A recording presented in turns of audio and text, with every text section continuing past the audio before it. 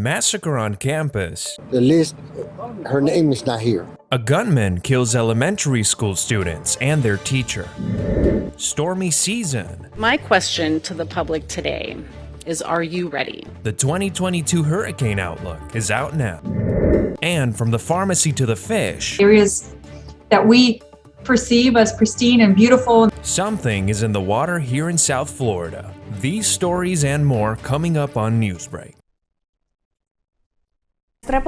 I'm Michelle Morris. Today is May 25th, 2022. Live from the South Florida Media Network's Biscayne-based studios in North Miami, this is SFMN Newsbreak. Tragedy in Texas as an 18-year-old gunman targets a school for second, third, and fourth graders. Police are in mourning today after at least 19 children and 2 adults were killed in the Texas elementary school mass shooting. Many more were injured before law enforcement shot and killed the teenage gunman. Just 2 days before the end of the school year, a teenage gunman turned a Texas elementary school into a scene of carnage. And how many scores of little children who witnessed what happened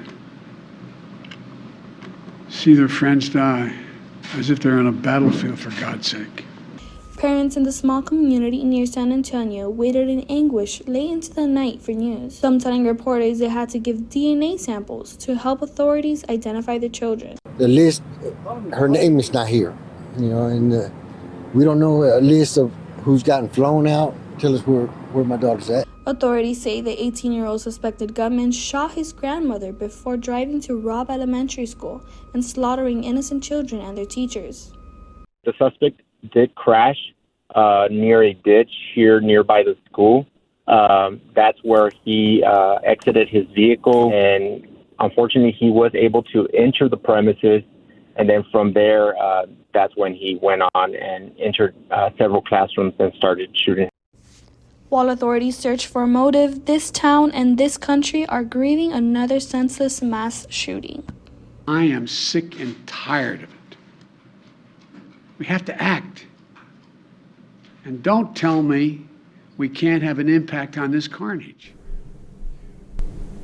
A vigil is planned to honor the victims. It's scheduled for tonight at 9 our time. Fatal history repeating itself. Parkland shooting survivors weighing in on the tragic Texas school shooting.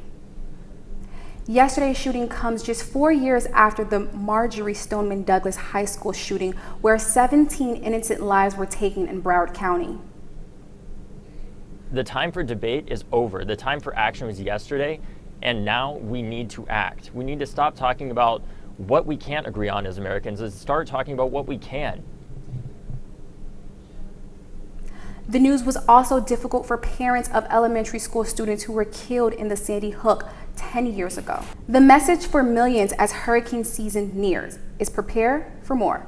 Fast-moving devastation. As the network's Daniel Tebrera reports, the 2022 Atlantic season starts next week, and officials' forecast calls for 3 to 6 major hurricanes. We must be smart, we must be safe, and we must be prepared. New York Mayor Eric Adams recognizing 2022 marks a decade since Superstorm Sandy killed 44 people in the city, and just months since Ida's furious flooding took the lives of 13.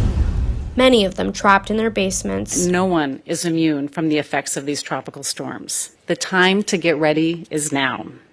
The 2022 Atlantic hurricane forecast out today from NOAA calls for an above normal season, with 14 to 21 named storms, 6 of 10 of them hurricanes, and 3 to 6 of those storms becoming major hurricanes. Whether we face 3 storms or 30 storms, I'd like you to know that FEMA, we are ready for this hurricane season.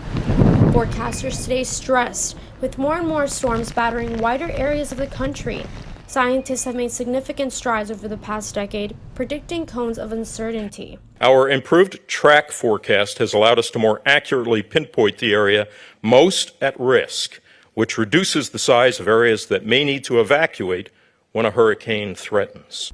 The call of action today for millions of families is to research the hurricane risk, find evacuation zones, and realize the risk is growing. My question to the public today is, are you ready? The Atlantic hurricane season officially starts next Wednesday. In the Control Center, I'm Danielle Tabera, South Florida Media Network. In Surfside. On Tuesday, a judge approved a $96 million award to unit owners in the Champlain Towers South condominium in Surfside. The condo collapsed last year and 98 people were killed.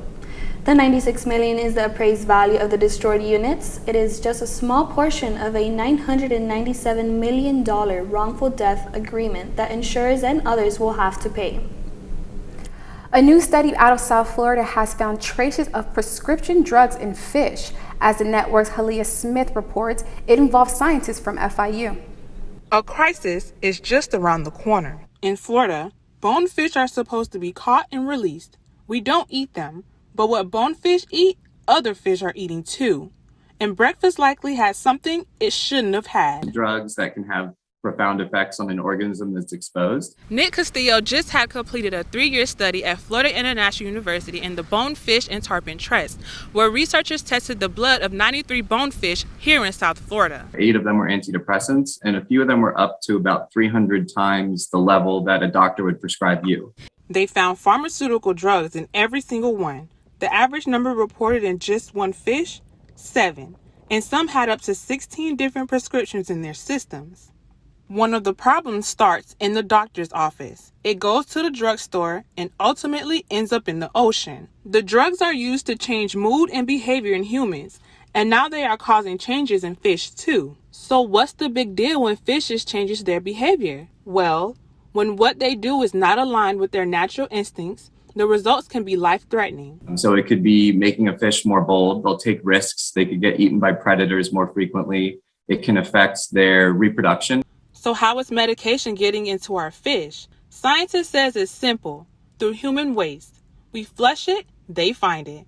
When we take a prescription, the leftover medicine our body doesn't process comes out when we go to the bathroom, from our toilets to wastewater treatment plants. Florida has 4,000 of them. I'm Halia Smith, South Florida Media Network.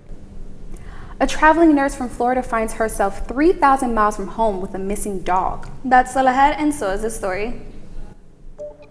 Pablo's night begins with a line drive towards center, and it gets by Sanchez. Plus, an in-state rivalry on the baseball diamond as the Marlins travel to St. Petersburg to take on the Tampa Bay Rays. Newsbreak will be back in 2 minutes. When I was in foster care, I never knew when I would have to move. So I always had my suitcase ready to go. Then one day I was adopted. My new parents opened their hearts and home to me. My parents cook my favorite breakfast for me every morning. My parents take me on trips I never thought I would go on. They gave me a home and an even better reason to use that suitcase. My parents aren't perfect, but they're perfect for me. With Julia's autism, loud sounds can be too much. But she still loves to make music. Yeah. Play band. Early screening for autism can make a lifetime of difference. Find out more at screenforautism.org.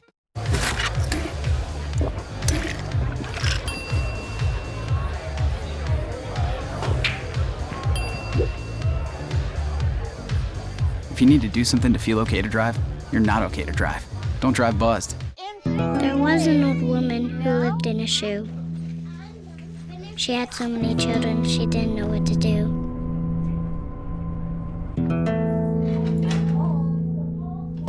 She gave them some broth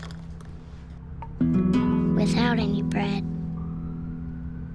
and kissed them all soundly. Lights out. Good night. And put them to bed.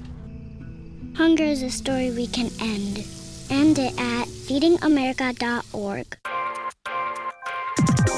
I help our fellows design their paths as creative entrepreneurs. My experiences serving startups, creative businesses, and cultural organizations, and my journey as a queer mixed immigrant with Haitian and Arabic roots, inform the co-creative environment we foster at Radcliffe. We leverage our collective diversity to encourage the building of lifelong personal learning networks and mindsets that stimulate continuous innovation.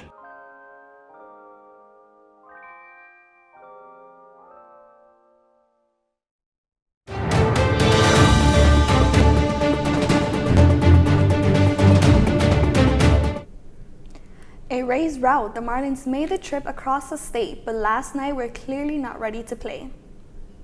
Miami couldn't muster any runs during last night's contest. Meanwhile, Tampa Bay kept piling it on. The final score in this one, Rays 4, Marlins 0. The same two teams played again tonight. A dog is reunited with his owner after being stolen from his home. This week, Mason Gray, a nurse who lives near Tampa, traveled to Los Angeles to work an overnight shift at a children's hospital. That is when his camper with all of his belongings and dog Bexley was stolen. The camper and the dog were found on Monday. Thankfully, he was not harmed. Authorities are investigating to locate the thief. That's all the time we have for Newsbreak. I'm Michelle Morris. I'm Juliana Restrepo. Get more news anytime at sfmn.fiu.edu.